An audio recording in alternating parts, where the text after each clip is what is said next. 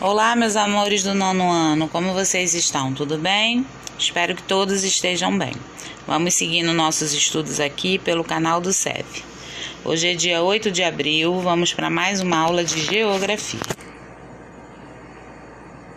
Pois bem, como já de costume, vamos iniciar nossa videoaula com a correção das atividades anteriores. Então, eu enviei uma revisão para vocês, né? Farei a correção agora junto com vocês. Prestem atenção, tá? Então, a primeira parte da revisão é sobre o continente africano. Vocês vão pesquisar e escrever com suas palavras. Aqui estão as sugestões de respostas, tá? Caso alguém tenha respondido de forma diferente, mas com o mesmo contexto, não precisa apagar, tá bom? Então, como se divide o continente africano e para vocês explicarem as denominações. Norte da África, que tem como continente, essa regionalização do continente, tem o deserto do Saara como divisor natural e os aspectos humanos, em especial a religião. E a outra divisão, a África subsaariana, é uma região do continente africano que se localiza geograficamente abaixo do deserto do Saara. Letra B. Escreva sobre a história da colonização ocorrida no continente africano. Então, vocês vão escrever que para os países europeus, a África era percebida como um espaço importante de passagem para o comércio com a Ásia. Depois, o continente africano passou a interessar pela possibilidade de conseguir mão de obra escrava, tão necessária para a colonização da América. Então, aí um pequeno resumo, né, sobre a história da colonização ocorrida no continente africano, tá? A outra parte da revisão desenvolver um pequeno texto citando as características com os tópicos no quadro. Então, vocês vão fazer um pequeno texto sobre a África, citando a fauna, que é bastante rica com os animais selvagens, né? Os grandes mamíferos. A hidrografia, vocês podem falar do rio Nilo, que é na parte da África do Norte, e o rio Congo também na parte da subsaariana. A flora com as suas florestas, savanas, a saúde, as questões de problemas de saúde que a África enfrenta e a cultura, que é também rica e diversificada, tá? Então, vocês vão construir um texto citando todos esses itens, todos que estão aqui no quadro, beleza? Número 3 é para completar as frases. Aí, letra A, o rio Nilo é um dos mais extensos do mundo. Observem que aqui nessa questão vocês podem ter ajuda para poder construir o texto acima, tá bom? Letra B, em relação ao relevo, falem o Monte Kilimanjaro é o ponto mais alto. E na letra C, o apartheid, que significa separação, e a personalidade principal foi Nelson Mandela, ok? Correção concluída, espero que não tenham ficado com dúvidas, tá bom? Então, vamos para a aula de hoje, falaremos sobre o continente europeu, tá? Concluímos o estudo sobre o continente africano e hoje daremos início sobre a Europa. Acompanhe aí pelo livro de vocês.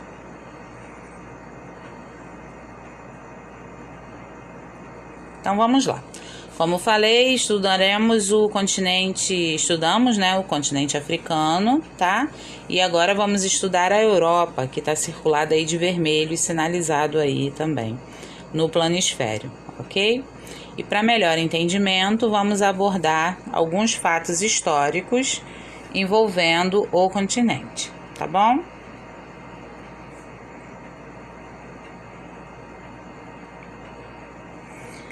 Recebe a denominação de Velho Mundo, pois a Europa tem uma grande importância histórica e cultural para a humanidade. Existiram grandes civilizações, como os gregos e os romanos. Localizam-se nesse continente países considerados grandes colonizadores: a Inglaterra, o Reino Unido, Portugal, França e Espanha. Existem outros também, eu já citei somente os grandes colonizadores, tá? A Europa também foi palco de grandes acontecimentos, como as grandes guerras mundiais. Então, aí a Primeira Guerra Mundial, que foi no período de 1914 a 1918, e a Segunda Guerra Mundial, de 1939 até 1945, ok? Após a Segunda Guerra Mundial, foi criada a ONU, com a sua sede em Genebra, na Suíça, tá? Existem várias sedes da ONU, mas na Europa fica na Suíça. Então, vamos lá. ONU quer dizer Organização das Nações Unidas.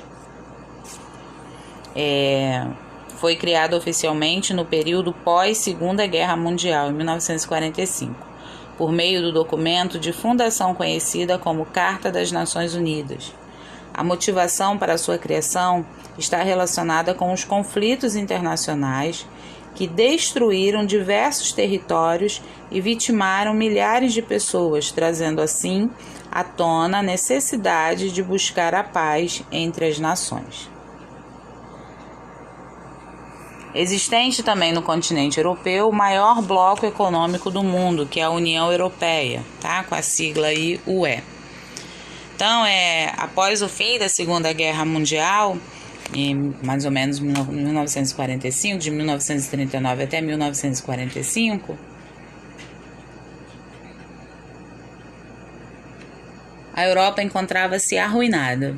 Houve a necessidade de buscar o desenvolvimento de um mercado financeiro para poder aumentar a qualidade de vida, saúde e trabalho dos cidadãos europeus e reduzir as desigualdades sociais e econômicas dos países membros.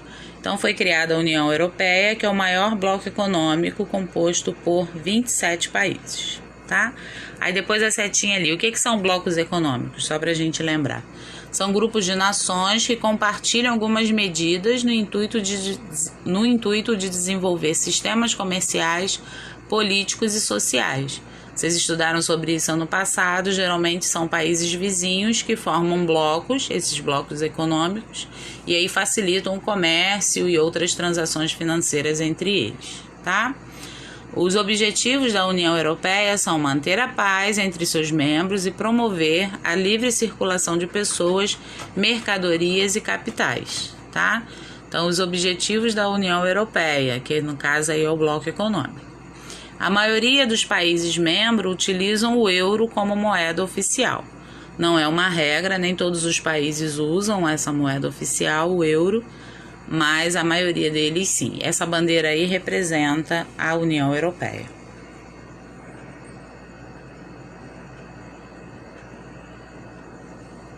Outro fato histórico envolvendo o continente europeu foi a Revolução Industrial, que modificou a economia de diversos países. Tá? O turismo é também uma grande fonte de economia europeia, com países e seus famosos cartões postais. Impossível citar todos eles, fiz um resumo aqui dos cartões postais mais conhecidos da Europa.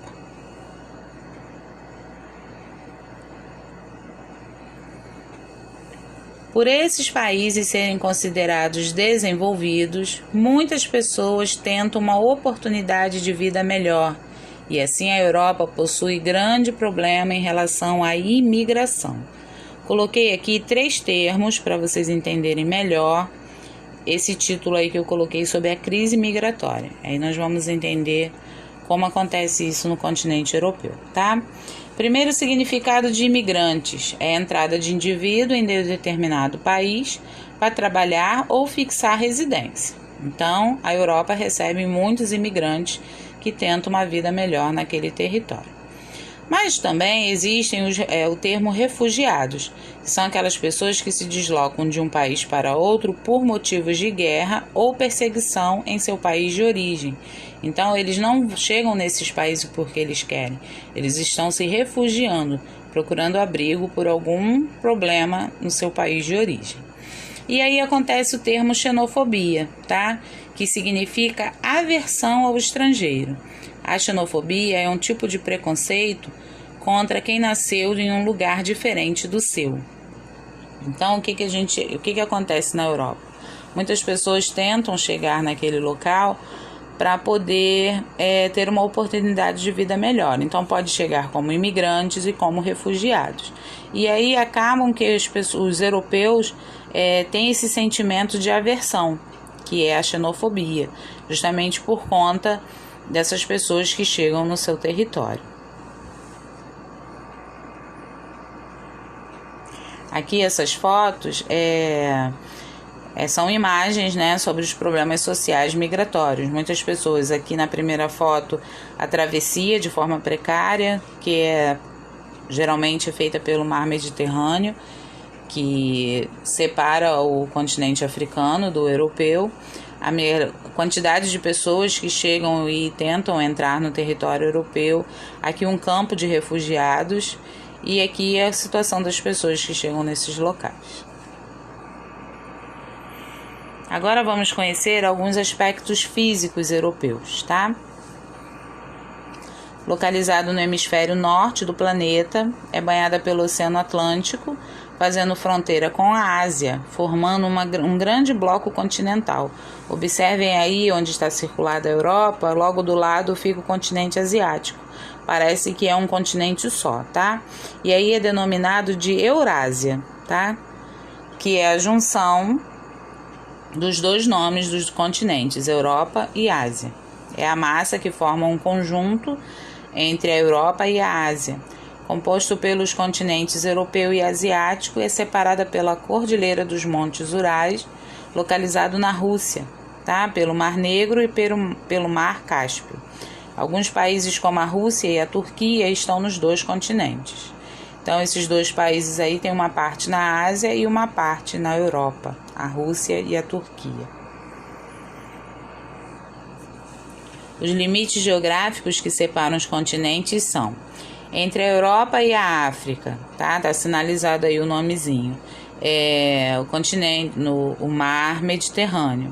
E entre a Europa e a Ásia, o Mar Negro. Então, esses são os limites físicos entre esses continentes, a Europa com a África, que é o Mar Mediterrâneo, e o limite entre a Europa e a Ásia, que é o Mar Negro. Os limites citados são naturais, tá? Mas também existem limites artificiais, que no caso aí é o Canal de Suez, que foi construído. Ele é um limite artificial, tá? É construída no território egípcio, né, no caso ali perto do continente africano, para poder conectar os mares Vermelho e Mediterrâneo, já na parte europeia, e permitir a comunicação marítima entre os dois continentes, Europa e Ásia, sem a necessidade de realizar o contorno no continente africano. Então, fizeram essa abertura artificial, construída ali perto do país Egito, para poder separar, conectar, né, o Mar Vermelho e o Mediterrâneo, e assim economizar com a travessia. Agora vamos falar da Europa, citando aí o mapa político, tá bom? Vamos olhar aí o mapa da Europa com os seus países e vamos estudar aqui algumas características. A Europa é um dos 6 continentes do mundo, sendo em extensão territorial o segundo menor. O menor é a Oceania, então a Europa é o segundo menor. É um continente que está localizado no hemisfério norte. A Federação Russa, né, que é o país, é o maior deles e mais populoso. A Europa é formada mais ou menos por 50 países. Há grande diversidade entre os tamanhos de cada um, e podemos encontrar países minúsculos, como Vaticano, Mônaco, entre outros.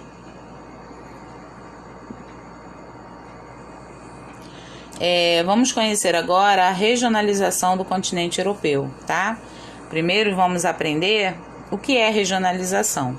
É dividir ou classificar o espaço geográfico a partir de critérios específicos. Então vamos entender aí como é dividido o continente europeu, tá? E aí vamos ver quais foram as características citadas, formando regiões do continente e cada um com as suas características. Essas características podem ser fatores históricos, sociais, econômicos, etc. Tá? Então vamos ver aí, nesse mapa, é o mapa do continente europeu, observem como é dividido o território da Europa, tá? Tem a parte ocidental, a parte central, meridional, setentrional e oriental. Então vamos ver aí quais características de cada regionalização. A Europa Ocidental é uma região geográfica localizada na área oeste do continente e é composta dos países mais ricos e industrializados da Europa. Citei alguns, não estão todos, tá? Reino Unido, Portugal, Espanha e a França. Então, todos esses países e outros formam a Europa Ocidental. E a característica é que esses países estão localizados na área oeste e os países são os mais ricos e industrializados. Outra regionalização da Europa é a Europa Central, tá? Então, vamos ver aí as características da Europa Central. Corresponde à parte central da Europa, né, como o nome já diz. Esses países e os seus antepassados estiveram historicamente ligados. Então, citei alguns países que são, no caso aí, esses países estão na parte central da Europa e os seus antepassados estiveram historicamente ligados. A Alemanha, a Polônia, a Áustria e a Suíça. Outra regionalização é a Europa Meridional, também chamada de Europa Mediterrânea, tá? Fica na parte sul do continente, pois a maioria dos países são banhados pelo mar Mediterrâneo e com isso recebe a influência do clima, os verões quentes e os invernos suaves. A economia tem grande potencial no turismo, destaque para alguns países que são considerados o berço da civilidade e da cultura, que são os gregos e romanos. Então, coloquei aí os dois países, Itália e Grécia. Agora vamos para a Europa Setentrional. Corresponde à parte norte do continente. O clima é marcado pelo frio, obtendo as temperaturas mais baixas da Europa. Essa região abriga alguns dos países com os maiores IDHs, Índice de Desenvolvimento Humano do mundo, a Noruega e a Suécia. Existem outros países também, citei somente esses dois, tá? E por último, a Europa Oriental, que também é chamada de leste europeu, termo muito utilizado no período da Guerra Fria, que estudamos ano passado, para poder fazer referência aos países socialistas sob a influência da antiga União Soviética. Então, citei aí a própria Rússia e a Ucrânia.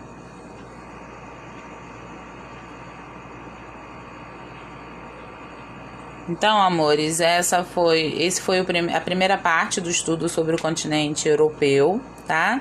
Estudamos aí a regionalização, as características de cada regionalização, tá? Espero que não tenham ficado dúvidas. Caso tenham ficado, é só anotar e passar para mim, tá bom? As atividades que vocês vão fazer no livro de vocês, tá bom, nono ano? Nada de preguiça, foquem nos estudos, ok? Qualquer coisa, estou à disposição. Beijo no coração de vocês.